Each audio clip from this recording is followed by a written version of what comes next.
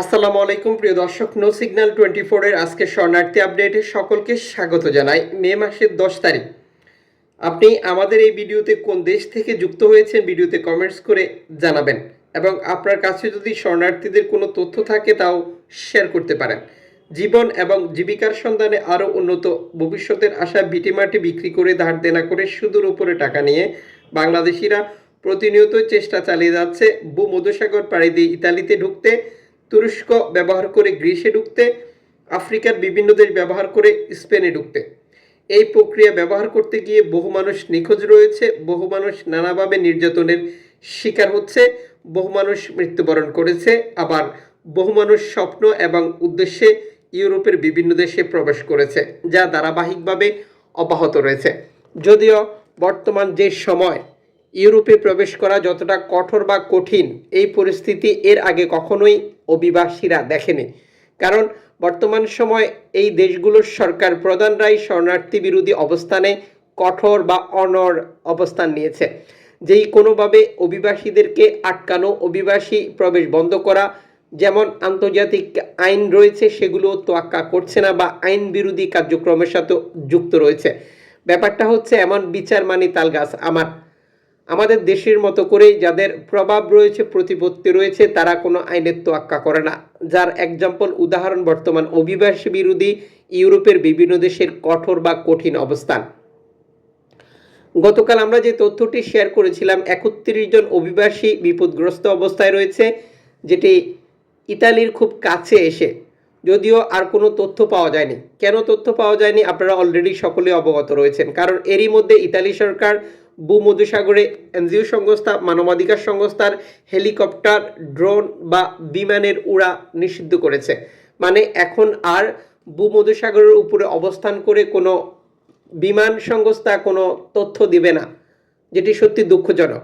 মানে লিবিয়া, তিউনিসিয়া বা অবৈধভাবে যে কোনো দেশের নৌকাগুলো ভূমধ্যসাগরের উপর অবস্থান করবে, তাদের কোনো ইনফরমেশন আর কারোর পক্ষে জানা সম্ভব হবে না।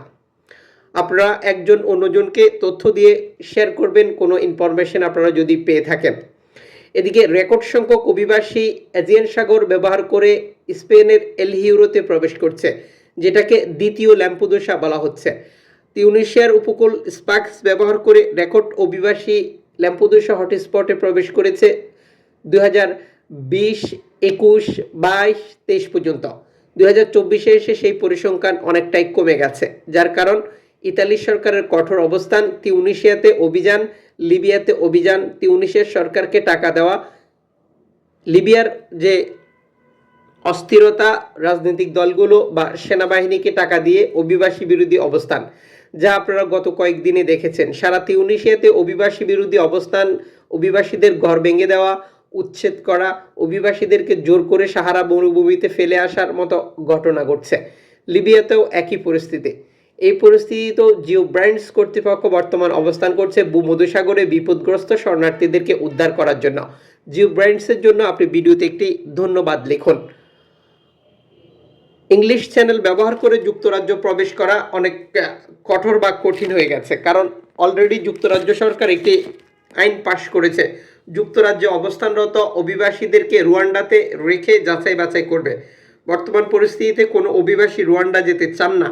আর যে পরিস্থিতি বিবেচনায় ফ্রান্সের উপকূল ব্যবহার করে ইংলিশ চ্যানেল পাড়ি দিয়ে অভিবাসীরা আয়ারল্যান্ডে প্রবেশ করছে।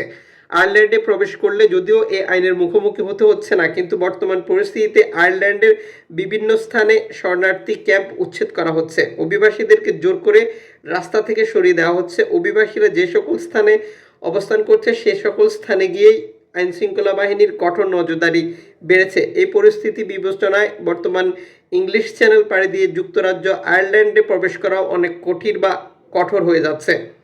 ক্যানারি দ্বীপপুঞ্জের সর্বশেষ এক্সপার্ট দ্য সালভেন্তো ম্যাথিউ নিশ্চিত করেছে, গতকালও রেকর্ড সংখ্যক অভিবাসী বিভিন্ন দেশ থেকে, যেটি আফ্রিকার দেশ থেকে প্রবেশ করেছে, যাদেরকে উদ্ধার করার পর নিরাপদ স্থানে হস্তান্তর করেছে। এদিকে তিউনিসিয়া থেকে অভিবাসী উচ্ছেদ, অভিবাসী বিরোধী কঠোর অবস্থান এবং অভিবাসীদের উপর নির্যাতন বিরোধী মানববন্ধন, অনশন অব্যাহত রয়েছে তিউনিসিয়া জুড়ে, যেখানে অভিবাসীদের সাথে অংশগ্রহণ করছেন তিউনিসিয়ার নাগরিকরা। কারণ এরই মধ্যে আপনারা অবগত রয়েছেন তিউনিসিয়ার জনগণও তাদের দেশের রাজনৈতিক এই প্রতিকূলতা বাদ দিয়ে ইতালিতে যেতে চায়, আর বর্তমান সরকার সেই পথে বাধা হয়ে দাঁড়াচ্ছে, যে কারণে বর্তমান সরকারের বিরুদ্ধে সাধারণ জনগণের এই অবস্থান।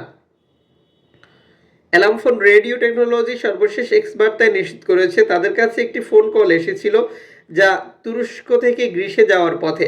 এই অভিবাসীরা বিপদে পড়েছে। অ্যালামফোন রেডিও টেকনোলজি আহ্বান জানিয়েছিল গ্রিস কর্তৃপক্ষ এবং এনজিও সংস্থা বা মানবাধিকার সংগঠনগুলোকে এই অভিবাসীদেরকে উদ্ধার করার জন্য। অ্যালামফোন এই তথ্যটি শেয়ার করার পর দ্বিতীয়বার আবার টুইট করে, যেখানে নৌকা থেকে কিছু লোক তাদের সাথে যোগাযোগ করেছিল। নৌকায় থাকা ইঞ্জিন চুরি করে নিয়ে গেছে গ্রিস কর্তৃপক্ষ। 2020 সালের পর থেকে এজিয়ান সাগর পাড়ি দিয়ে ইউরোপে যাওয়া অনেক কঠিন বা কঠোর হয়ে যায়, কারণ এই সময় গ্রিস কর্তৃপক্ষ অভিবাসী বিরোধী তাদের অবস্থান জোরদার করে। নৌকার ইঞ্জিন চুরি করা, নৌকা ডুবিয়ে দেওয়া, প্লাস্টিকের নৌকা ফুটে করে দেওয়া, অভিবাসীদেরকে মারধর করার মতো ঘটনা ঘটেছে, যা নিউ ইয়র্ক টাইমস বা আমেরিকান কিছু সংস্থার বিভিন্ন ভিডিও ফুটেজের মাধ্যমে গণমাধ্যমে প্রচারিত হয়।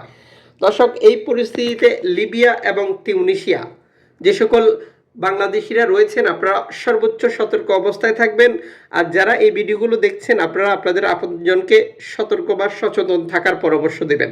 যারা আমাদের ভিডিওতে প্রশ্ন করছেন বা পরামর্শ চাচ্ছেন, এই সময় ইতালিতে গেলে কি আলবেনিয়াতে পাঠানো হবে, বা এই সময় কি ইতালিতে যাওয়াটা ঠিক হবে, বা বর্তমান কি ইতালিতে যাওয়া যাচ্ছে, এই সকল প্রক্রিয়ার সিদ্ধান্ত হচ্ছে যে ইতালিতে যাওয়া যাচ্ছে না।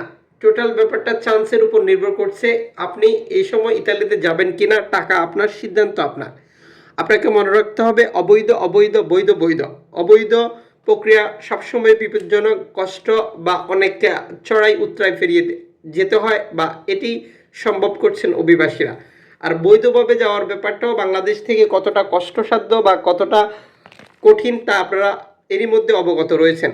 যার কারণ বৈধভাবে বাংলাদেশ থেকে ইতালিতে যাওয়ার যে সুযোগ তৈরি হয়েছিল, সেই সুযোগে কিছু মানব পাচারকারী, কিছু দালাল বা কিছু ভিসার ব্যবসায়ী সাধারণ মানুষ থেকে ভিসা প্রতি 15 থেকে 20 লাখ 25 লাখ টাকা নিয়ে তারা কোটিপতি হয়ে গেছে। অথচ যেই লোকগুলো এই টাকা জমা দিয়েছে, যারা ইতালিতে যাওয়ার স্বপ্ন দেখছে, তাদের স্বপ্ন আদৌ পূরণ হবে কিনা তা সত্যিই অজানা। এটির সঠিক উত্তর কারো কাছে নেই। আপনারা এরই মধ্যে অবগত রয়েছেন বাংলাদেশে বিএফএস গ্লোবাল এবং ইতালি দূতাবাসের সামনে সাধারণ মানুষের অবস্থান পাসপোর্ট ফিরিয়ে নেওয়ার জন্য বা তাদের ভিসার সর্বশেষ অবস্থান কি, তারা আদৌ যেতে পারবেন কিনা, এ সকল তথ্য জানার জন্য। আর এটি হচ্ছে বাংলাদেশের নিদারুণ বাস্তবতা, যেখানে মনে করা হতো মালয়েশিয়া, সিঙ্গাপুর অথবা মধ্যপ্রাচ্যের দেশগুলিতে ভিসা বাণিজ্য হয়, এই দেশগুলিতে যেতে ভিসা বিক্রি হয়, কিন্তু ইউরোপে হয় না। অথচ বর্তমান চিত্র তার বিপরীত। সারা পৃথিবীতেই বাংলাদেশিদের ভিসা বাণিজ্য দালালি অব্যাহত রয়েছে, আর যেই চাপে পড়ে সাধারণ মানুষ ফিষ্ট হতে চলেছে। আপনি আপনার মতামত কমেন্টস করে জানান। চ্যানেলটি সাবস্ক্রাইব করুন, ফেসবুক পেজটি লাইক ফলো করুন। যারা করেছেন সকলকে ধন্যবাদ।